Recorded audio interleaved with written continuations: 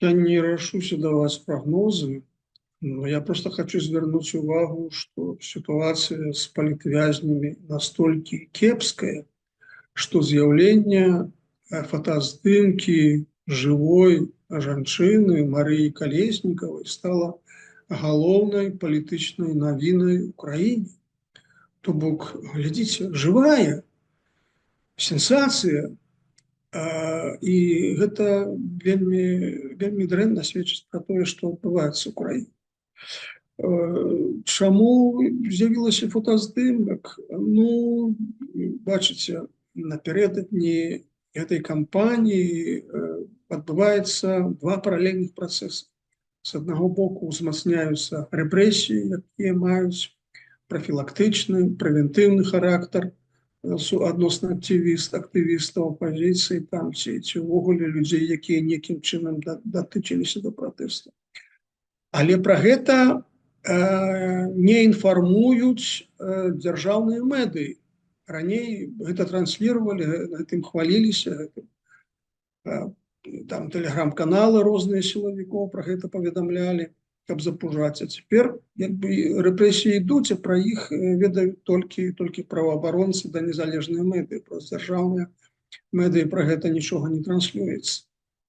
І з іншага боку паралельна адбываецца памілаванне 31 палітвязня і з'яўленне гэтага фота. На каго это арыентавана? Ну, часткова на унутраную аўдыторыю.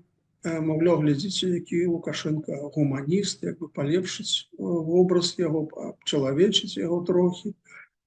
Ну, а з іншага боку, гэта некія сігналы на захад. Гэта сігналы на захад.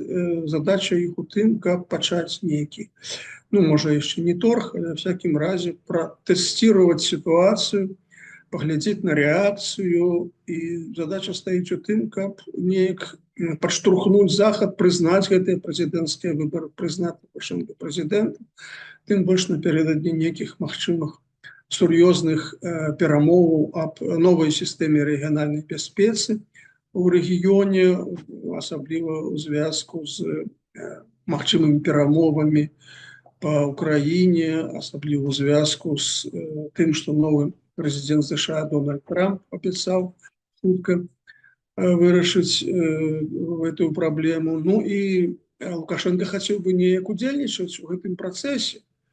А тут вельмі важная легітымнасць, тому што для таго, каб запусцілі да перамоваў, яго павінны неяк прызнаць у статусе кіраўніка Беларусі.